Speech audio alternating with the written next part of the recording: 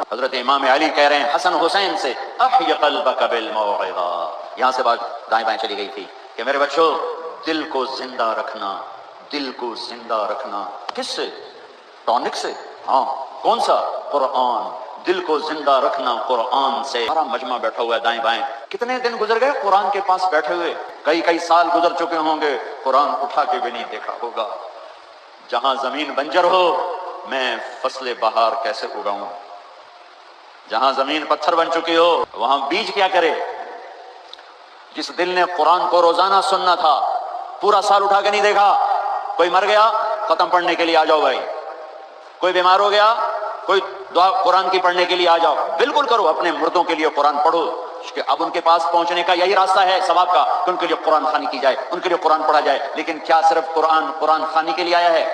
सिर्फ फाल लेने के लिए आया है? सिर्फ आयत शिफा को घोल कर पीने के लिए आया है?